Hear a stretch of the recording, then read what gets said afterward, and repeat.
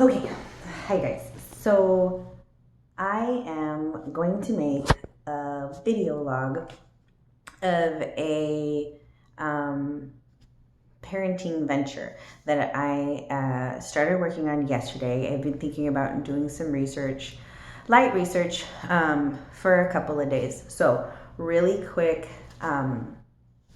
like overview of what's going on. I'm going to try for these not to be more than 5 minutes long. Basically, I have four boys. The oldest one is 12, so he's kind of my new one, or my first one. So everything that is experienced with the oldest one, is new. So it's a first for every milestone that he hits is a first. He has kind of started getting into this thing where like I just can't. He's a good kid and he's very smart and he's very responsible, and that's why this is such a big deal. He's kind of getting into this where he's not doing his chores. So I'm a very strict person with all the kiddos and responsibilities, and they do chores and all that stuff. And I've never necessarily been one to shy away from like spankings. So like you have your verbal warning, you have taking stuff away, and then as a final resort, if it doesn't work, you get a smack. So I've never been one to shy away from that. And so they are all really good and they all listen. They're all very well behaved. David, though, has recently started doing the thing where he's not doing his chores. So not doing his chores, lying about little things like, going and getting his phone after he's been told not to, or like putting on a game or something. So his brothers are playing and then he goes and helps them, right? Even though he's been told he's not supposed to. And just like there are lies to get away from doing chores or get away from responsibilities. And that's one thing in my house that I'm not, like, just absolutely not. Don't lie to me. And it's getting progressively worse. And so I started just thinking about it because I have done everything that I could think of. I've talked to, people who have been through the phases, who now have adult children. I've looked at creative punishments. I think at one point, like he wouldn't doing his chores because he said they were too hard. So to kind of show him that it's a reasonable thing, I pulled out like lists that psychologists and child development say that he should be doing, and there's actually more on there than what he already does. Giving him responsibility, taking away things. At one point I blindfolded him and had him do his chores that way. He actually was like that for the whole day, and it's funny because the next day he was doing really well, so I thought maybe I was onto something. So the other thing about him is that, so he's been doing that, like the lying to get away from doing his chores, that kind of stuff. But the other thing that he's been doing is sulking. So, and this is kind of a personality thing. He's done this, what I have always thought was a personality thing, where he will go and I can see his brain working when he gets into trouble, like, poor me, right? Poor me, this is so hard, my life is so hard, this is so unfair. And then I'll go and ask him, like, hey, tell me what you're thinking, because I'm very verbal, like I want them to understand their emotions. But it's always the same thing, and he understands what he's doing, but for some reason everything is always just so unfair. Everything is just so hard. It's very negative, and so I've been trying really hard to get him out of that. Now, with that being said, I still haven't been able to get him to do his stuff, right? His chores still progressively been getting worse. And so, little side note, I try not to be overly enthusiastic when they do their things correctly. And the thought process behind that was, so when they're sitting and doing their homework, when they're sitting and doing their chores, when they're doing their stuff, because I always ask them to do a little bit more because I want them to have that added responsibility. I want them to, my job is to make sure that they go out into the world and that they're responsible, clean, hardworking, honest adults. Okay, that's always the goal. And so I try not to be overly enthusiastic when they do things because I don't want them to do it for praise. I want them to do it because they understand that that's the correct thing to do. So that's the concept behind it. Obviously, I'm still nice to them, and like, when they do their chores, they get they play on their PlayStations and go outside and do all that stuff. But I'm not overly enthusiastic when they do their things, not because I don't appreciate it, but because I want it to kind of be a part of their person. And it used to be. So looking for a way to kind of make it so that he understands that this is something that he needs to do, because he's gotten to the point now where I can't just whoop his butt, right? Like, that's not a thing anymore. I'm not a big person, and he's a boy. He's 12 years old. He's almost as tall as I am. Hitting him doesn't hurt. So like, I can't just swat him, and that's not a punishment anymore. That's not a consequence anymore because it doesn't hurt. And so all it is doing is like festering anger, and then, so theory.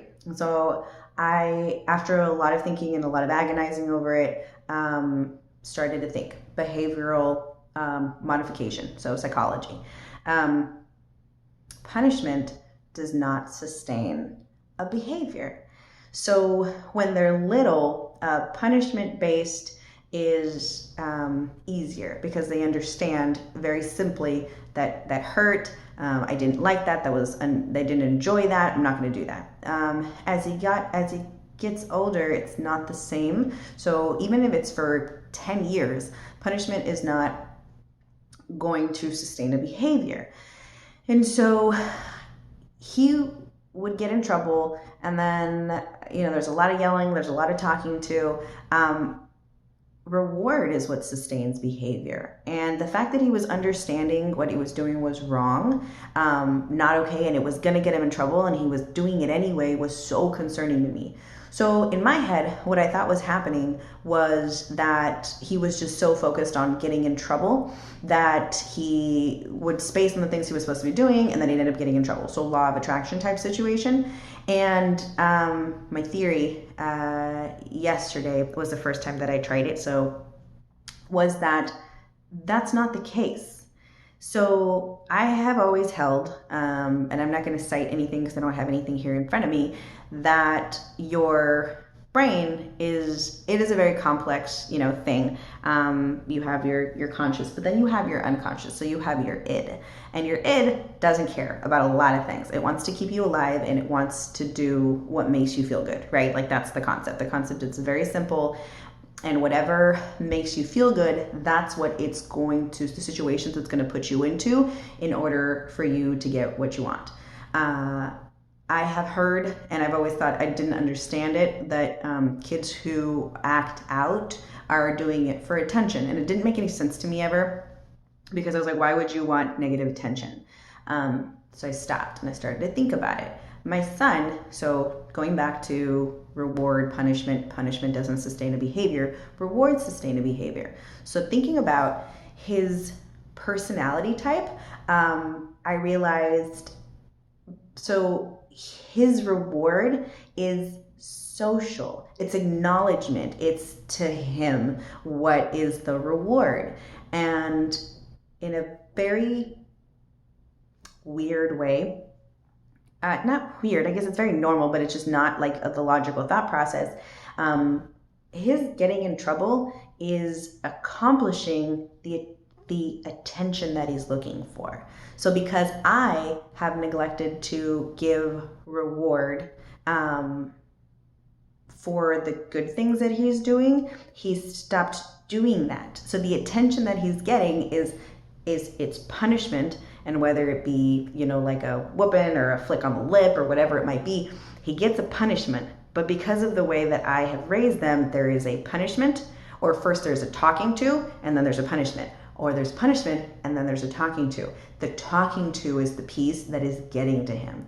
And he doesn't understand why it's happening. I didn't understand why it was happening either, so I formulated a theory. And the theory is that he knows what he's supposed to be doing, but his id, his brain, is craving this piece. I'm not an overly talkative person at home because I talk for a living, and it never has occurred to me that it could be affecting my kids. So I'm not overly talkative. I come home, I take care of them, I take them to the park, I play with them, but it's not like a talking piece. And this is something that he is needing. So for his personality, it's something that he's needing. He wants that interaction. And so what the theory is that he's getting into trouble because his id is doing what it needs to do to get the interaction with his mom. And even if it goes negative and then positive, it doesn't care. It just wants that interaction. And so all of the actions that are happening to make that happen. So with that realization, or with that theory in place, I decided I was going to go home and I'm going to cut off. So right now, the way that it is positive behavior is not resulting in an interaction with his mother. Negative behavior is resulting in an interaction with his mother. So we're going to flip the script. So even though I'm tired because it's my responsibility, the thought is I'm going to go home, I'm going to talk to him, even if it's because I speak a little harshly, even if it's a little harshly, I'm going to talk to him while he's doing positive things, because I don't want it to be overly obvious. So I want to recondition his brain. So without it being overly obvious, I come home and he's doing something that I don't want him to be doing. So don't say anything. Let's say if he's sitting on the couch, not doing what he's supposed to be doing and stuff isn't done, I will not say anything. It's going to be very simple, like this isn't done and that's it. And then while he's doing his chore, while he's playing with his brothers, while he is doing his homework, then that's when I will make it a point to engage in conversation.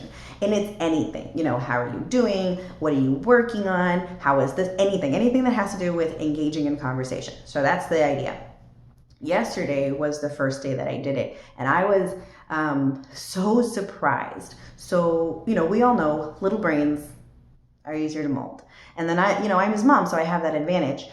So I came home yesterday, and so day one, I came home yesterday, and he hadn't washed the dishes. And I leave at 5 o'clock in the morning. He's on summer vacation. The dishes should have been done by the time I got home at 3 o'clock. So I came home, dishes aren't done.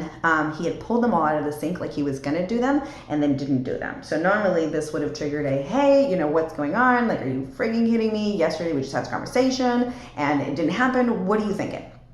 So I didn't do it. My brains almost exploded inside of my skull, but I didn't do it. So what I did was I looked over and he was doing something else, and I looked and I went, hey, thanks for clearing the sink. That was it. Not overly enthusiastic, nothing. Just a very simple, thanks for clearing the sink. And he stopped and he goes, but I didn't wash the dishes. And I was like, I know, but you cleared the sink. And then I stopped talking. So I turned around and I started to get stuff ready, like for dinner, right? So I started to get stuff ready for dinner. So he stopped, went over and started the dishes. And I was like, okay, all right, so cool. As he's doing the dishes, then I started talking to him. So, how was your day? What are your brothers doing? Little things like that. Nothing overly enthusiastic, nothing overly obvious. Well, then I left because I was done doing what I was doing, and I left to go take care of the baby. And when I came back, he had stopped doing the dishes. So I didn't yell. Again, my eyeballs almost popped out of my brains, out of my head, or sunk into my brain, one of the two. But I didn't yell. Right? Didn't yell. There's no reason for him to stop doing what he was doing. None whatsoever. He just stopped. Just decided he was going to stop doing it. But I came back and I went, hey, you're almost done. That's it. So not yelling, nothing, like as little social interaction as possible, but still letting him know that it's something that I noticed. So I went, hey, you're almost done. And he goes, yeah, but I didn't finish. And I didn't say anything. No more. No talking. No nothing. So he stopped and turned around for a second and then came back in the kitchen and finished what he was doing. Again, as he's doing what he's doing, I asked him, okay, what do you want for dinner? What do you want for this? What do you want for that, right? So that was the interaction that was happening. What I thought was really interesting is after the initial interaction, for the rest of, the next couple of hours, anytime that I would go to do something, he would come over and help. Which is something that he used to do when he was younger, but has recently stopped doing that, right? So he'd wait until he got yelled at and come over and help. And I thought that was really interesting. So day one, I would say, was a success, which I'm super excited about because it means that if that's really what's going on, then I accidentally conditioned my son to look for negative results. I'm sorry, look negative actions to get a positive result. The positive result being him having the interaction that he's craving. So super excited. That was day one. I want to make sure that I'm keeping myself accountable. So I wanted to record this before I go into day two. So today when I get off work, I'm going to try it again. So same thing. Any negative actions on his part will be met with silence.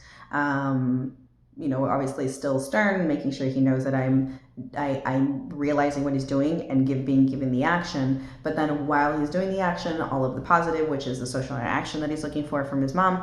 And we'll see how this goes. So 20 days is the goal. And then I'm hoping that it will recondition him a little bit. What's interesting is that I've noticed that I don't do that with the other ones because they're so much younger than he is. And so the other ones have not been conditioned to seek interaction from me for positives because I stopped talking to them. Because they're so much younger, so there's no discussion that needs to be had. So they are not that way. He's the only one, and because of that, he's getting into all this trouble. So the hope is to recondition.